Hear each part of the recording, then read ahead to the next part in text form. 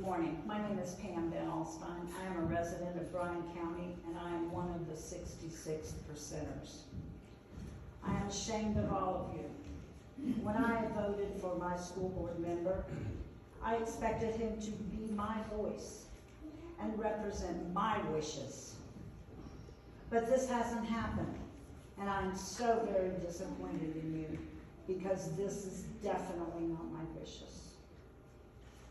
The following comments were from our online petition. This is from Beth.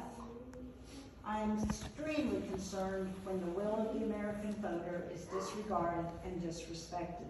Our property taxes are based on valuations that are only realized if we sell our homes and move. It can be a bitter pill to swallow if we are taxed on unrealized gains, and this board, in its indifference, makes a decision that isn't enough. It has to be enough. Sharpen your pencils and revise your budgets. This is our expectation of the Board of Education of Bryan County. This one is from Belinda.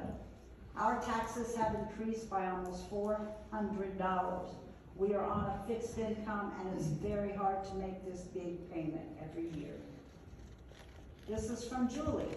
I have been a resident of Richmond Hill, Bryan County since 1998 and in our current home since 2001.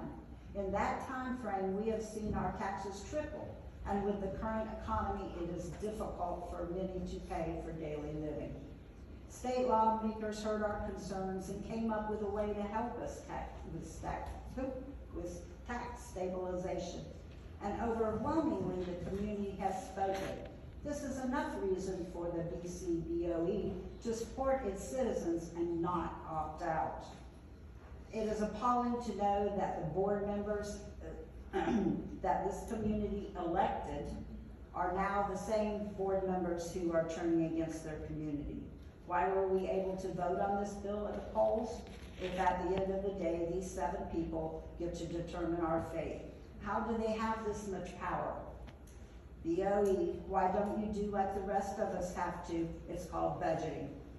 We, the taxpayers, have to live within our means, and should the BOE. According to the Senate Majority Leader, Senator Gooch, HB 581 left the Senate without an opt-out. But in the House, the lobbyists wanted an opt-out option, and they convinced many of the reps. It was determined that if there wasn't an opt-out, the bill wouldn't pass. That was just the way it really happened, not the way it was mentioned earlier.